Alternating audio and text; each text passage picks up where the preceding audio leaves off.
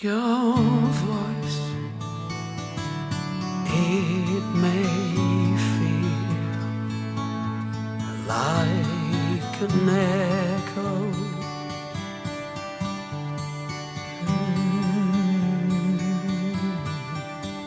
Your voice, it may feel just like an echo.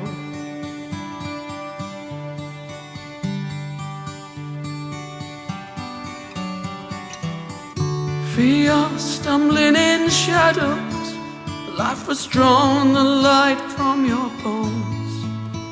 Then let this be for you, let courage guide you home. Your voice, it may feel like an echo, life's hand has dealt you this pain. Then let this be for you, let hope guide you through dark rain. Let the voice within you call for help. Let the voice within you give you strength. Let others take the burden of your heavy heart. Light of hope burn bright. Welcome to Hope Out of Trauma episode 3. My name is Ray Coates and it's wonderful to be with you, Mel. And hello, Ray. How are you? You okay? I'm good, thank you. How are you? Yeah, very well, thank you. We always have a variation conversation before we actually start recording. And yep.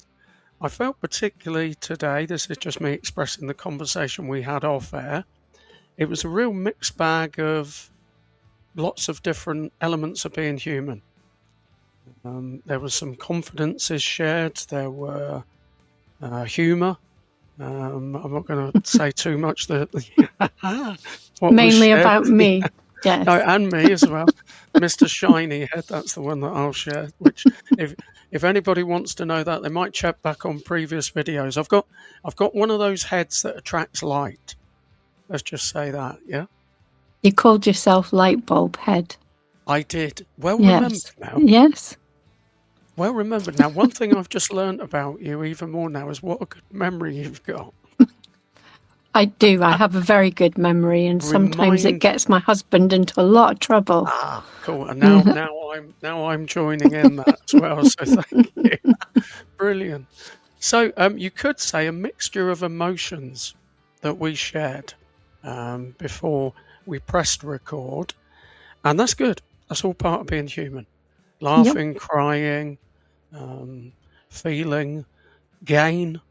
Loss, obviously that's one that we don't want. We don't particularly want to experience loss, of course, but it's part of our human experience.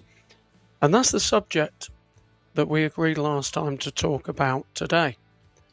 And I think from a particular phrase, and I want to begin with asking yourself the question, of course, I'm happy to share in this as well, happy to answer any questions you might put my way, which is, when people say they don't do emotions now, or people are emotionally avoidant, and I think the question, and perhaps maybe we can invite our audience as well to comment on this on the YouTube channel, drop into the comments, what does that mean?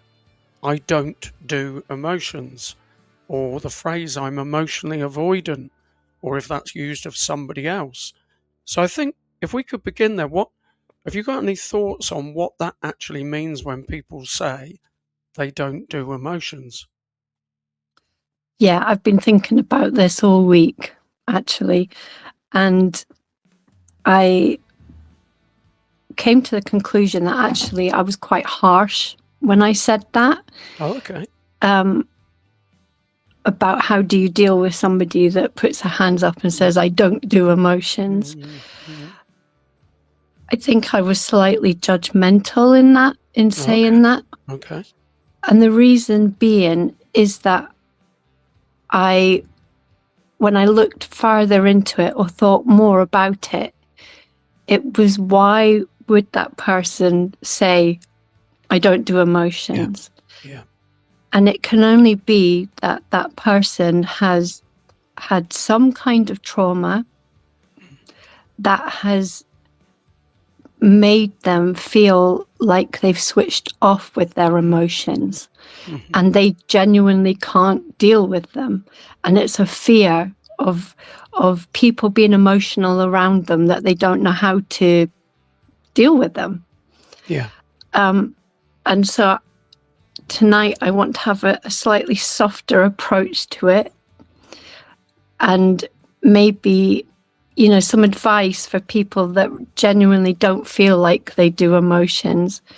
Is it's much kinder and easier to say to somebody, I'm really sorry, I know you really need me to listen, but I can't cope with emotions. I'm not good with them. Got you. And I would rather you went to somebody that could cope with them and get proper advice and help. I think that's really loving. I think that's very loving, very compassionate. And I'm so pleased you began there, because, of course, there's a wide variety of when somebody says something. Yeah. What's popped into my head is, I don't want to talk. I don't want to talk at the moment. Now, how I've said that can, of course, be heard in a variety of different ways, can't it? Abruptly. You're closing me out. You're not wanting to communicate. You're being emotionally avoidant. Yeah. The truth of it is, it's not. If you think of the phrase, I don't want to talk about it at the moment. That's what it is, isn't it? It's very time sensitive. Yeah. But I think what I'm sharing within that is, sometimes, this is one of the early subjects we talked about as well, communicating, is the loyalty of listening. Mm-hmm. So if I said, I can't cope with these emotions, I probably would say, this is what I think I would say. I can't cope with these emotions at the moment. Mm-hmm. Now that's what I would personally say, because I've done the opposite in the past, which has almost made it sound like it's infinite. Yeah. I'm never going to want to talk about this. And at times that could be the case. So I think what I'm sharing in that is an acceptance of what could be behind what the person's saying, which is what you've just shared. That's the softer, gentler. But I do feel, I'm being slightly devil's advocate now, which is, I do feel there are a lot of people who, when they say, I don't do emotions, would also say, you're far too emotional. You're getting too emotional. And I've shared this before, Mel. So perhaps let's just talk about that side for a moment. Okay. Balance. And then we'll come back to, how can all of us navigate our emotions while we're experiencing the emotions of others? Because I think one of the common things that we all do, and I know I've experienced, is people expect me to put my emotions on hold. Mm. And I have that as a human being a lot. There's no victim mindset in that. There isn't. I've tended to find that my feelings don't matter as much as other people's. Mm. Okay. So that's just me being open around that. I'm not saying that's the case with everybody, by the way, but Yeah. I think that's something to talk about. So let's begin with, when people say you're getting too emotional, or you're way too emotional. Have you got any thoughts on that? Have you ever experienced people saying that to you? I know that's a very personal question, by the way. Yes.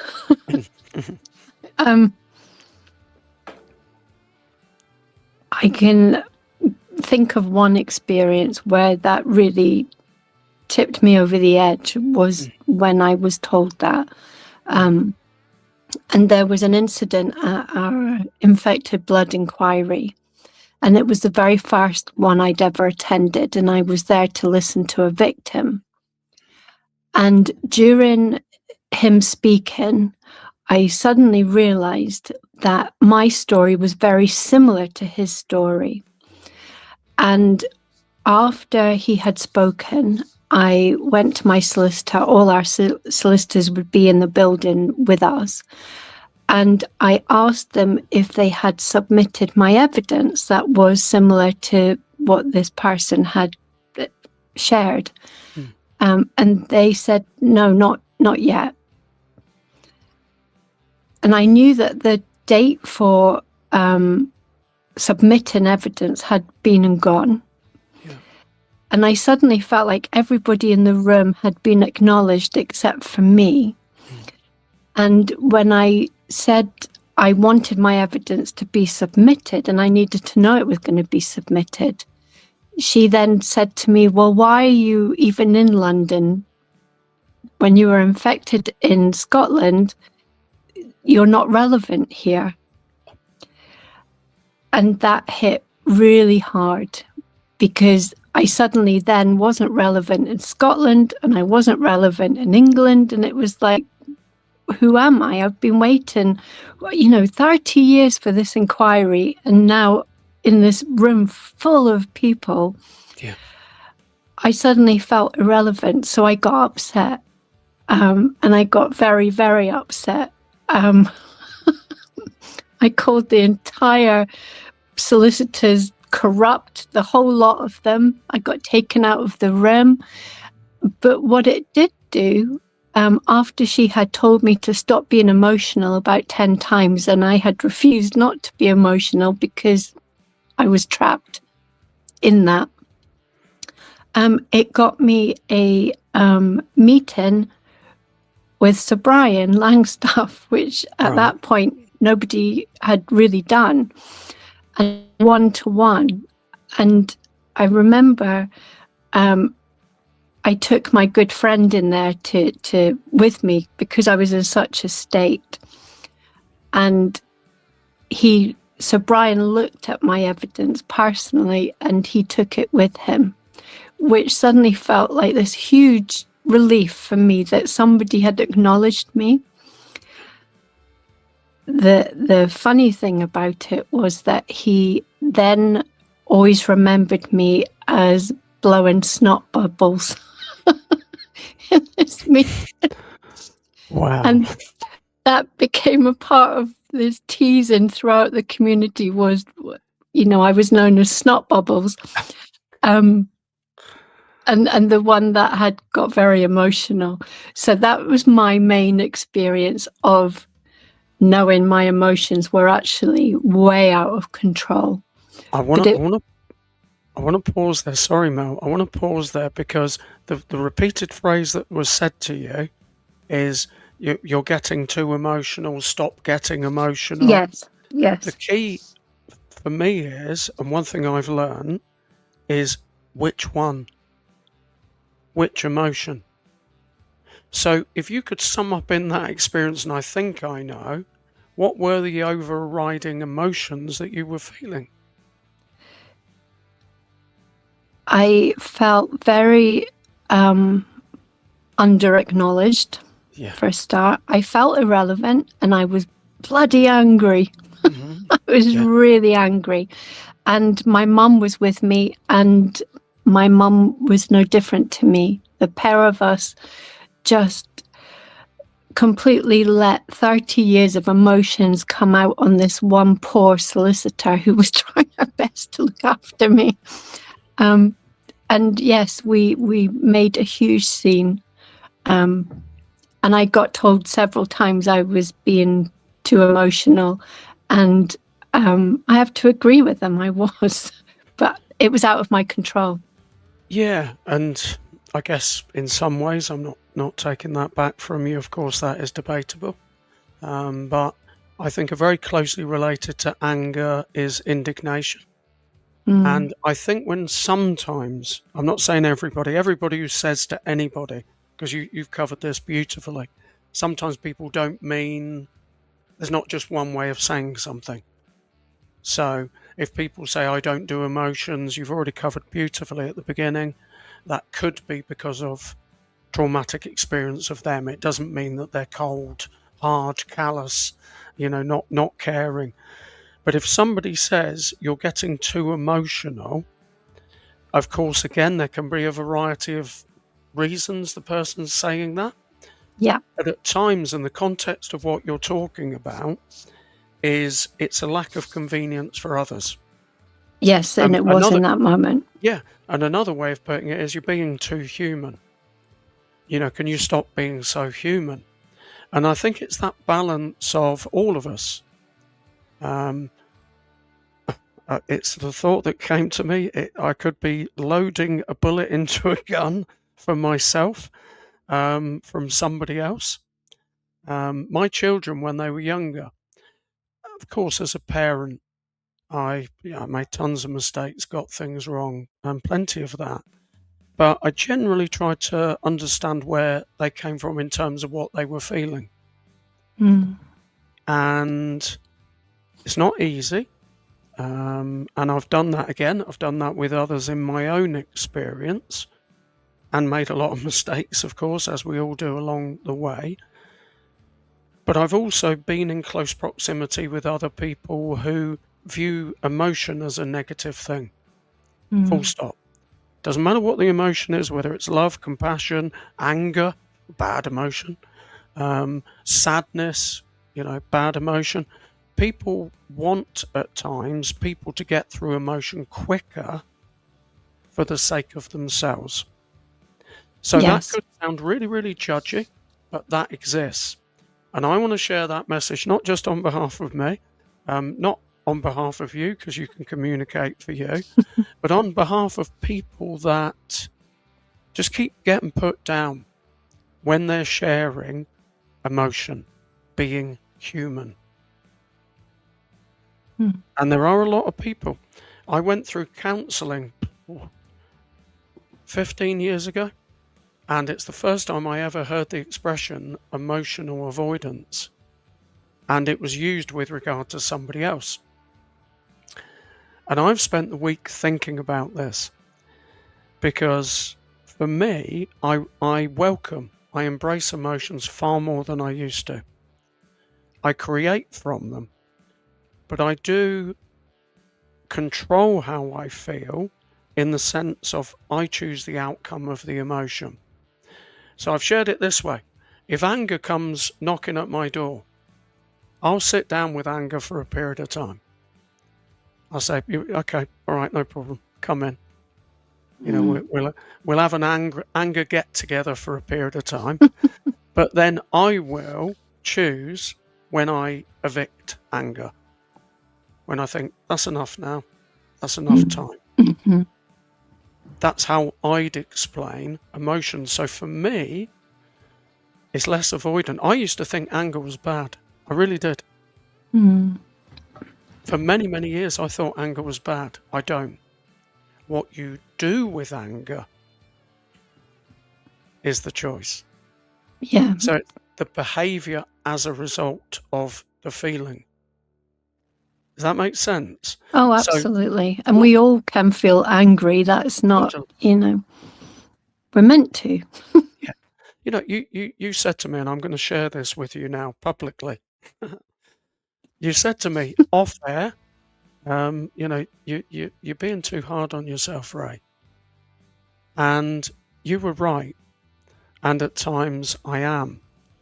The message, I think, is important. Whatever we do, however we're seen, and I think this is people in the public eye, by the way. Some of them don't care about other people. Well, that's the same as some people who are not in the public eye. But I do think there are some people in the public eye, celebrities, famous people, who I really do think they care a lot about other people. Yeah. I don't think people who become famous celebrities just suddenly stop caring about other people. So that's true of them is true of all of us, whether you've got lots of things or haven't got much of anything. Within all of those walks of life, status is not an antidote for the level of care that you have emotionally for other people. Yeah. So there are lots of people. I look at the likes of Robbie Williams. I'm not saying I'm not a massive fan, but he does seem to use his experience to share with other people. Yes. Robin Williams, prime example, tragically. So I think there are people who use emotion Yeah. to benefit themselves and others. Does that sound controversial almost in the way I say it? It sounds a little bit like... No, I don't think so. And I think Robin Williams is a very good example because he was very good at portraying emotions in everything that he did, all the films that he made. But it was almost a blanket for his own emotions as well. And maybe if he had been able to share those emotions without people thinking it was always an act, maybe it wouldn't have been the same outcome for him. But yeah, but I can also think of a lot of celebrities who are very self-centered and don't give a hoot about anybody else. Mm-hmm. It's all about how they look. Do you know that I actually think it's mostly these celebrities that are less famous that tend to be a bit like that? Look at me. The older celebrities or the more established celebrities seem to be much more compassionate and caring and worry. I don't know if you watch The Traitors, do you? I haven't, but I've heard a lot about it, and I keep getting little nudges of how good it is. My house friend keeps telling me about it, so it sounds interesting. Yeah, well, the Celebrity Traitors, where Alan Carr won it. Oh, sorry, I've ruined that for you now. I'm not even too sure if I'm going to cut that bit out now. No, it's okay. It's been out a while, hasn't it? So yes, I don't it think, has. I don't think you're spoiling it for anybody else, so that's okay. But they were playing for charity. That's what they were playing for. Okay. But when he won, because he had to lie to everybody pretending he wasn't a traitor, he genuinely broke down in tears because he couldn't cope with the fact of how much he must have hurt them by all the lies he told. And that was really telling for him. You know, they weren't playing for personal gain. It wasn't for their own money and I'm sure they got paid for being on there. But it was not the money. It was the fact that he had to lie to people, and he felt so bad about that he became very emotional. And we saw him in a completely different light to how we've ever seen him on TV. You know, he made himself vulnerable, and it was quite lovely to watch it, to see that human side of him. Yeah. And that, it's worth watching. It's actually really good. We enjoyed it. And even though you've said what you've said, I don't think it will spoil it, because it's a journey, as they say, as well, isn't it? Because some people coming, some people going, and the process. But I think, without having watched it again, I guess it's a good, captivating program because it's got lots of humanity in terms of people, you know, having to competitively succeed. Yes. To be the winner. So how do you do that?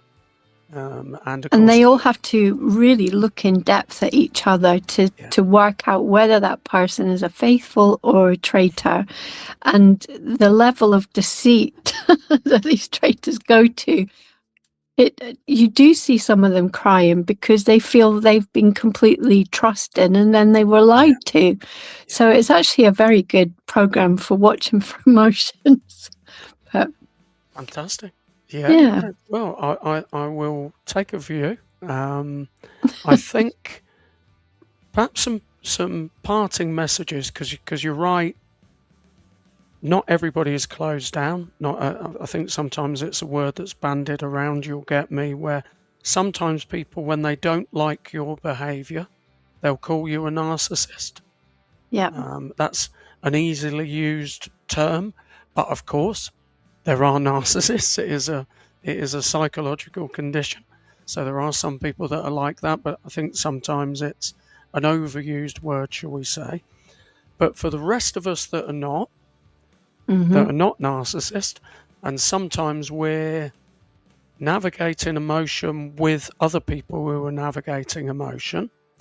Any thoughts on how we can preserve our emotions and at the same time be able to help other people who don't quite know how to meet the emotions and are not closing down, are not shutting down, without trying to feel like we're prizing emotion out of people? How can we No. help people to communicate their emotion with greater ease, do you think, in our own lives?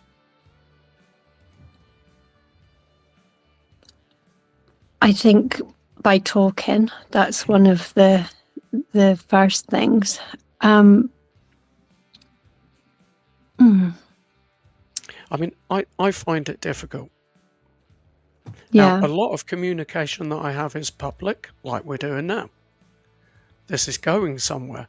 People are going to be with us viewing this. Yeah. In my own life, most of the rest of my life is working, creating. Occasionally, I'm in communication with others. And I think for me, it depends. I think there's a very, very powerful thought in allowing people to feel the emotion they're feeling without taking it personally. Mm, So I feel for me, that helps me. Less so to think this is about me, even if perhaps the other person makes me feel I'm making it about me, when I know genuinely I'm not. mm, I need to allow that person to express that emotion without that being about me. yeah. Not easy at times. It depends on the situation. Um, what about yourself? I find it Because a cop out actually if somebody says you're making this about you. I feel that's a cop out. okay, It's for me personally, if somebody says to me, you're only thinking about yourself or something similar, I immediately feel put down. I would take that very personally, I think. mm, Yeah. Especially if that wasn't what I was trying to say or do. It's a bit of a cop out for that person to accuse you of that. yeah, and I'm not saying I find that easy. I don't. I think the simple truth is it's probably why, at times, we all try to avoid emotions. Um, Mm, I feel one of the biggest enemies to humanity is time. mm, That's a fact. We're a ticking clock. mhm, Every moment we're a diminishing resource that's concluding with every passing moment, and will at some point in the future conclude permanently in this current experience. So sometimes when we get those, whoa, this is a full-on experience situation, some serious emotions going down, family, friends, mhm, mhm, possibly work. mhm. It's really kicking off now, and there's all of these emotions going on. sometimes people want you to jog on, quickly move on, because it doesn't work with the schedule. Yeah. And I think all of us can be like that.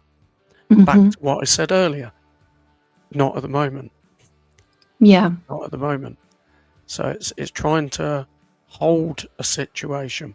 When people talk about the phrase holding space, it depends on how much space you've got.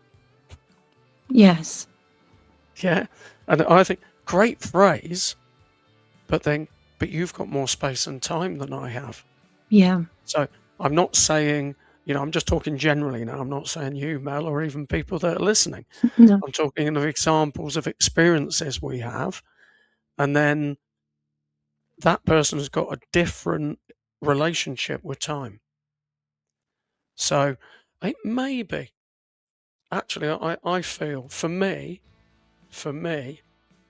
I think I've just come to a conclusion, which is that understand when there are people who are struggling. My whole body is tingling at the moment. Okay? So that's something really, really deep. Is they're going through a lot of things that are taking their time. So they're not in, say, somebody who's got a full-on life, a young family. They've got some serious illness in the family. They got the children. Now, I'm busy, I'm productive, I have more singular time than they do. Mm. My time now is not like it was when I had 5 young children and I was Hmm. married. It's different time now. I have Yeah. different time. So when I'm in situations, I do the best I can to understand the limited time of that person.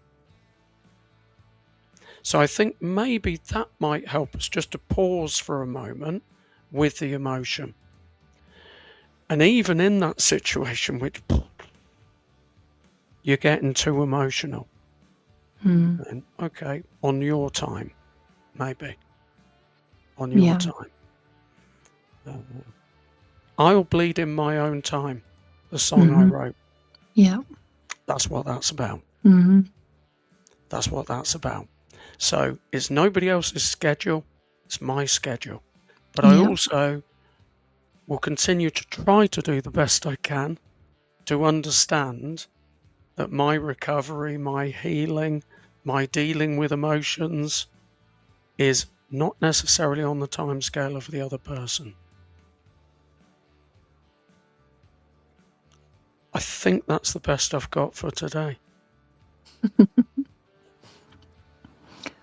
Well, I think you've said it perfectly, Ray. Thank you. Mhm. Thank you.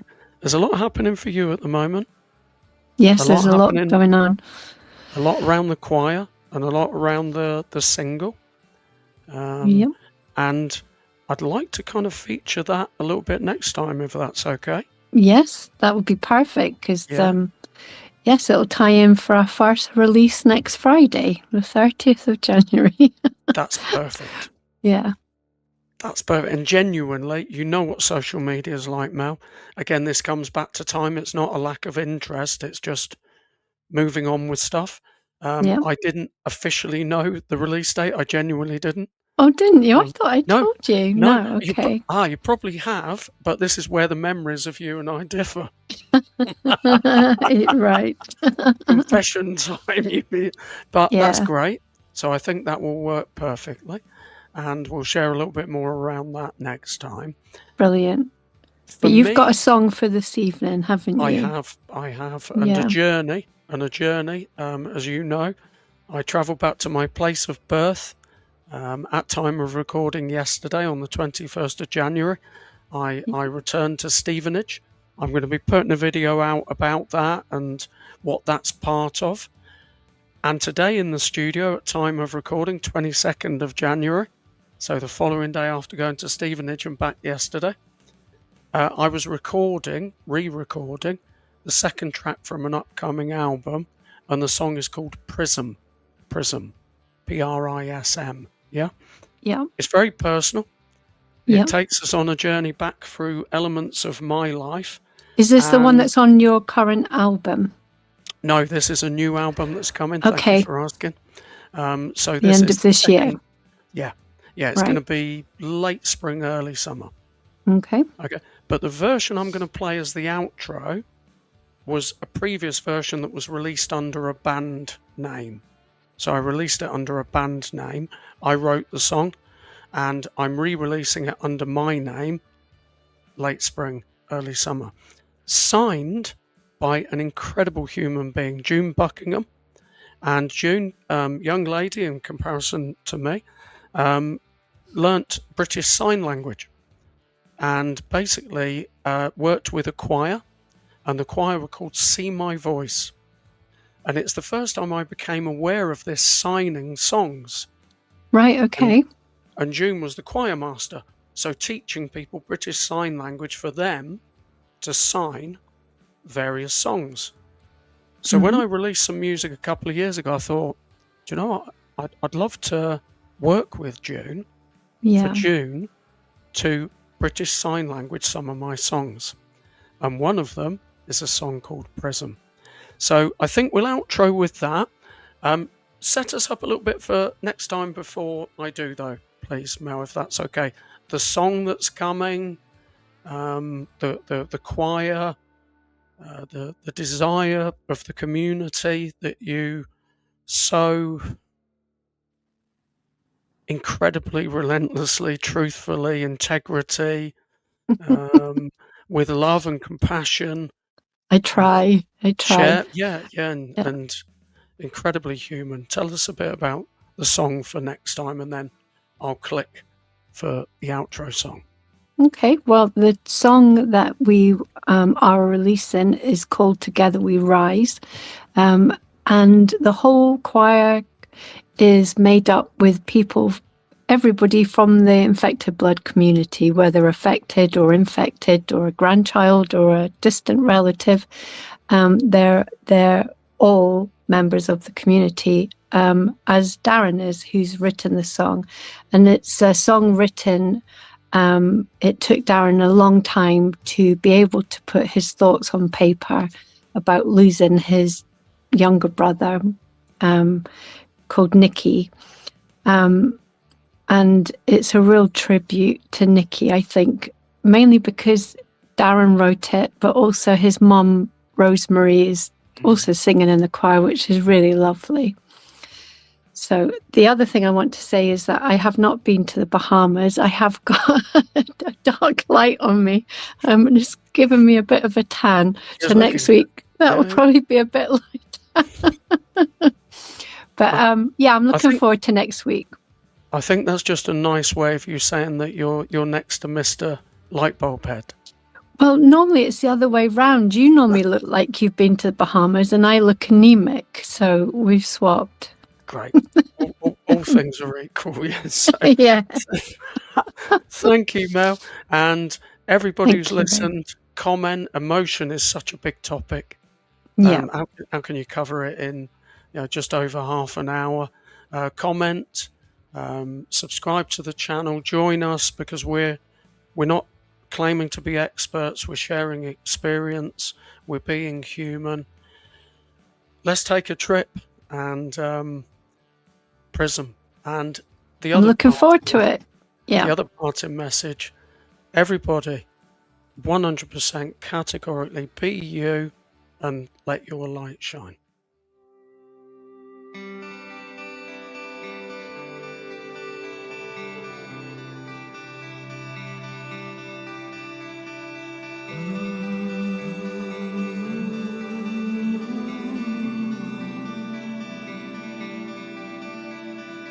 Wander down the narrow lanes that lay across the pathway of my innocence. Loyalty had shaped the younger me, but dawn is now closing on the year of defense. How can you gather the pieces of yourself once fractured? How can you heal a soul schism, move your mind?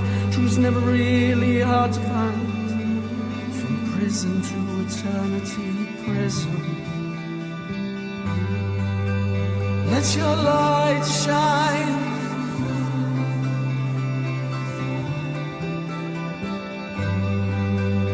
let your light shine. Moving to the shallow veil, a place that took my voice and placed it in the darkness depths. Fragility, it shaped the being I'm meant to be, and it's now brought me to our present tense. How do you gather the pieces of yourself once fractured? How can you heal a soul schism? Move your mind, truth's really never hard to find. From prison to eternity,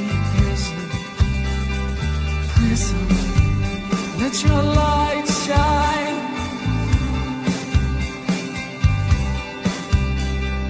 Prison, let your light shine.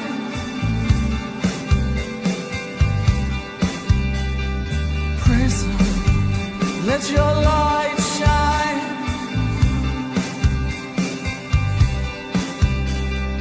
Prison, let your light